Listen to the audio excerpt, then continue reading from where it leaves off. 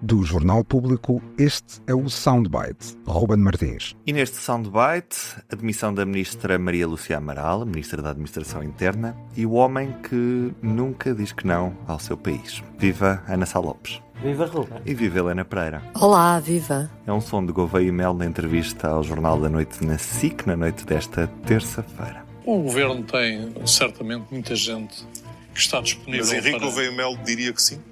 Eu estarei sempre disponível para trabalhar para o Estado português e para a população portuguesa. Foi isso que me fez trabalhar durante 45 anos na Marinha, foi isso que me fez concorrer. Mas não está na minha perspectiva, nem no meu horizonte, fazer este trabalho. Veremos. Ana Sá Lopes, Gouveia e Mel está a um convite de ser o próximo Ministro da Administração Interna, é isso? Ele nunca diz que não e, portanto, vai dizer sim se Montenegro convidar? Olha, eu acho que vai dizer que sim, se Montenegro convidar. Acho que Montenegro fazia muito bem convidá-lo, sinceramente. Acho que para este é um cargo tão difícil. É melhor queimar Gouveia e Mel a queimar Leitão Amar, não é? É melhor. Que era o nome que se falava para esta parte. Eu não sei qual é a confiança. Disseram-me que não, por acaso. Quer dizer, não sei. Não sei qual é a confiança política que o Luís Montenegro tem em Gouveia e Mel. Desconheço totalmente. E obviamente que isto é um cargo de grande confiança política do Primeiro-Ministro. É um cargo de soberania. Mas eles podem dar-se muito bem, nós não sabemos, não sabemos. Sabemos pelo menos que o Gouveia e Mel se dá bem com o Ministro da Defesa. Com quem sim, foi com o Nuno Melo já jantou, tomar copos à noite. No cockpit, num bar entre Alvalade e o Arieiro, que se eu digo outra vez Alvalade matam-me. Sim, com o Ministro da Defesa dá-se bem. Se o Primeiro-Ministro também tiver uma relação próxima, porque estas coisas dependem mesmo da confiança política, é preciso ter confiança, e quando não se tem, eu acho que parece-me que Gouveia e Mel tem um perfil certo para ser Ministro da Administração Interna. E, aliás, ele estava a fazer, a Helena Pereira deu aquela notícia de que só 4 militares estavam no terreno. Gouveia e Mel estava a contestar de facto o facto da relação dos militares, que aquilo era um cenário de guerra e que os militares é que sabem agir em cenários de guerra. E pelos vistos, isto não funcionou. E não funcionou porque não houve uma cadeia de comando capaz de pôr... Aliás, Gouveia e Mel lembra no artigo que eu escrevo no Público que já defendeu que as Forças Armadas deviam ter uma capacidade de proteção civil. Porque de facto deviam. Nesse aspecto eu acho que o texto público é bom e... Portanto, ele acertou na mousse neste texto que escreveu. Acertou na mousse, eu suponho que não teve qualquer intenção disso, penso eu, mas eu sou boazinha, não é?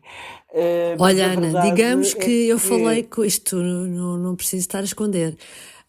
Falei com o Gouveia e Mel na semana passada precisamente para saber a opinião dele sobre o que é que se estava a passar na gestão dos efeitos da tempestade e realmente ficou acordado que até ao dia das eleições era complicado, ele não quis estar a falar disso porque era um ex-candidato e podia isso ser mal interpretado, mas que ficou combinado que mal passasse o dia realmente tinha o texto pronto e sei que o texto foi feito já há alguns dias, estava pronto já há alguns dias. A culpa é da Helena Pereira. Foi a data que ele escolheu para publicar. Que eu acho muito bem que venha a ser, confesso, acho que tem perfil e pode fazer esconder um bocado desta loucura que foi o mandato de Maria Lúcia Amaral.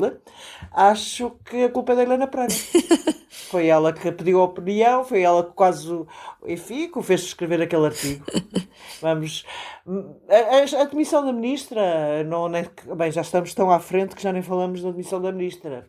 Que é óbvia, mas era expectável, Ana. Era expectável, era óbvia, não havia solução. Acho que a ministra perdeu todo o seu capital político, já tinha pouco depois dos incêndios e acho que perdeu completamente era uma questão de dias.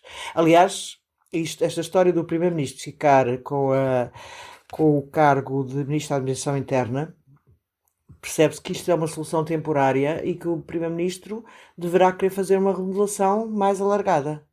em breve. Já te vou Porque- perguntar se essa remodelação vem antes ou depois Ok. de Seguro tomar posse. Já ficamos a saber a tua opinião a seguir, mas antes, Helena, Gouveia e Mel dava um bom ministro da Administração Interna. Sobre isso, acho que não dava. Acho que o que ele sabe em termos técnicos de logística e pôr Forças Armadas no terreno, sabe menos depois de gestão política das coisas, que também é preciso. Portanto, acho que aí também não acho que seja o perfil ideal. Acho que Gouveia Mel, uma das coisas, e que eu percebi que é muito falado nas Forças Armadas, tem a ver com uma coisa que existe em Espanha, que é a Unidade Militar de Emergência, e que no fundo é já um braço das Forças Armadas que é usado como proteção civil. Para quê? Em grandes acontecimentos. E viu-se há pouco tempo com a tempestade Dana em Valência, não é? E percebeu-se como pouco tempo depois eram os militares que estavam a ajudar primeiro na limpeza da zona e, portanto, é algo que em Portugal os militares portugueses olham para a Espanha com alguma, não direi inveja, mas gostavam muito de que esse fosse o caminho cá. E eu acho que o artigo de Gouveia e Melo aponta um pouco nesse sentido. E, portanto, acho que até que ele teria mais perfil para uma coisa dessas do que propriamente para um cargo de ministro. Pronto, mas não sei, porque também esses cargos todos são dados normalmente a militares no ativo, não é? E, portanto, não sei, acho que ele tem experiência, que quis dar a sua opinião para tentar que algo se faça para o futuro. Sei que também está em contacto com os atuais chefes militares, porque muitos ele conhece perfeitamente, são pessoas com quem ele trabalhou e, portanto, eu acho que é um bocado esse espírito que, com certeza, ele deve estar a animar, assim, nos bastidores. Sobre a admissão da ministra... Diz. Não, e eu ia-te perguntar também sobre a questão da remodelação, porque o que parece certo aqui, Helena, é que Luís Montenegro vai esperar para fazer uma remodelação mais alargada. Sim, havia aqui uma tese, já não sei quem é que dizia isso nos últimos dias, que Luís Montenegro devia fazer uma remodelação antes de António José Seguro entrar em funções, para depois não ser visto, porque há algumas fragilidades no governo, e fazer isso antes para não ser visto como indo a ser uma remodelação a pedido ou para agradar depois ao novo presidente, e portanto era para se robustecer. Agora, a questão ainda da admissão da ministra.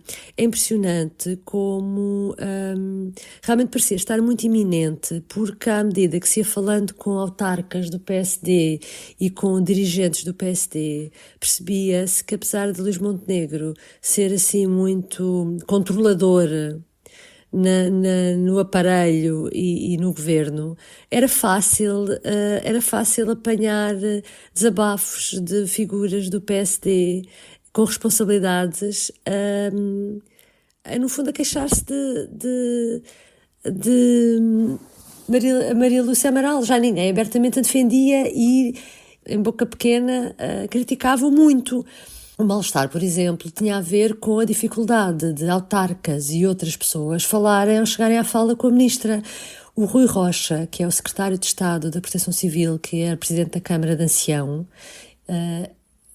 para as pessoas do PSD, nos últimos dias, com quem eu pude falar, as pessoas diziam que era o verdadeiro ministro. Por qualquer coisa que era preciso, ninguém telefonava à ministra, não se conseguia falar com ela e as pessoas já nem tentavam falar com ela. O único interlocutor naquele ministério era o secretário de Estado da Proteção Civil. E, portanto, já havia, do ponto de vista operacional, já havia essa diferença. E depois, quer dizer, percebia-se, eu acho que se percebia que a própria estava aterrorizada. E pela própria cara dela, frente aos jornalistas, percebia-se o terror e o sofrimento que era. E normalmente uma pessoa, quando está nesse nível de sofrimento que torna-se tão transparente, quer dizer, é uma pessoa que já percebeu que não tem condições e que uma pessoa inteligente pediria sempre a sair. Portanto, nesse sentido, eu acho que até pode, se calhar, o Primeiro-Ministro lhe pedido para ela estar mais tempo, não é? E ela ter decidido sair já sozinha porque não aguentava mais. E porque o ambiente era todo mau. E acho que também para Luís Montenegro, com numa altura tão difícil, que é ter que lidar com a devastação da Zona Centro e agora a reconstrução, e ter que levar também com as críticas de alguém que ele tinha escolhido e que de uma forma teimosa queria continuar a manter no cargo, eu acho que esta remodelação é mesmo daquelas remodelações para salvar a face do Primeiro-Ministro. Às vezes não podem não ser muito, neste caso acho que completamente era inevitável. Na entrevista na semana passada, era a entrevista que nós fizemos, Público Renascença, ao Ministro das Finanças, quando nós perguntámos se tinha condições, a Ministra. Quer dizer, a forma airosa como Miranda Sarmento responde, que é a Maria Lúcia Amaral é uma profissional de grande envergadura, de muito respeito e uma académica excelente na área do direito, quer dizer, é a linguagem, exatamente, é a linguagem é uma pessoa muito boa naquilo que ela fez ao longo da sua carreira, ninguém lhe tira isso, mas ninguém era capaz de a defender enquanto ministra, enquanto a pessoa que está a exercer aquelas funções. E, portanto, para uma pessoa como ela, que já fez tanta coisa, não é? Foi uma excelente juíza do Tribunal Constitucional e provedora de justiça, também muito apreciada, tanto pela esquerda como pela direita. Fabulosa. Não é? E depois estraga tudo, no fundo, com este cargo. É verdade. Ana, uma remodelação antes ou depois da tomada de posse de Seguro? E já agora, quem é que são os mais remodeláveis? Eu apostava depois da tomada de posse de Seguro. Não, porque eu acho que Luís Montenegro vai querer ter uma boa relação com o Seguro, como se viu do discurso que fez na noite da eleitoral. Claramente que saiu derrotado, não é? Sabemos que o governo, o PSD, apoiou um candidato que apoiou Marcos Mendes, que não teve aquela votação de 11%. Eu acho que quem nomeia os ministros acaba quem é o Presidente da República, não é? Nós estamos a menos de um mês da tomada de posse do novo Presidente da República. Eu acho que Montenegro vai esperar, aliás, esta história de ter ficado com a pasta, até dá o sinal de que ele está à espera, não só de pensar em nomes, com certeza, está à espera de uma remodelação alargada, mas se calhar está à espera que haja um novo Presidente da República com quem dialogar. E nós sabemos que a relação entre Montenegro e Marcelo não é boa. Portanto, tenderá mais a tentar começar uma relação melhor com o novo presidente do que a que tem com o que está ainda em funções. Isto, penso eu, acho, posso estar enganada, contra outros remodeláveis. É assim, nós diríamos imediatamente, Ministra da Saúde, sim, fazia sentido ser remodelada. A Ministra da Saúde tem metido água por todos os lados. Agora, eu já ouvi dizer que a Ministra da Saúde é irremodelável também, ou pelo menos neste prazo. Eu acho que Montenegro vai tentar segurar a Ministra da Saúde.